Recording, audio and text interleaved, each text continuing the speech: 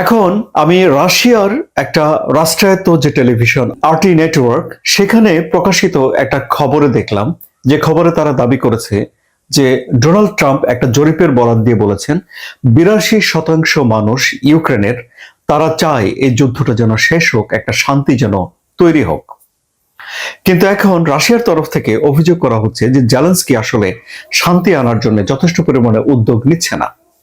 ফলে এখন পরিস্থিতি যা দাঁড়াচ্ছে সেটি খুবই গুরুতর। যেমন ধরুন, খুব সংক্ষেপে যদি আমরা এই বিষয়গুলো আলোচনা করি যে পরিস্থিতিটা কি, তাহলে বিষয়টা এরকম যে মিস্টার পুতিন কতগুলো শর্ত দিয়ে স্থির হয়ে আছেন। এই শর্তগুলো না মানা পর্যন্ত তিনি এই যুদ্ধ বন্ধ করার বিষয়ে আর সামনে অগ্রসর হচ্ছেন না, বা যাই হচ্ছে আলাপ আলোচনা হচ্ছে সেই কতগুলো শর্তের উপরে স্থির হয়ে। তার মধ্যে একটি বিষয় রয়েছে, সেটি হলো দনবাস অঞ্চল পুরোটা নিজের করে পাওয়া। যদিও তিনি ইউক্রেনের 20% জায়গা নিজের দখলে নিয়ে নিয়েছেন।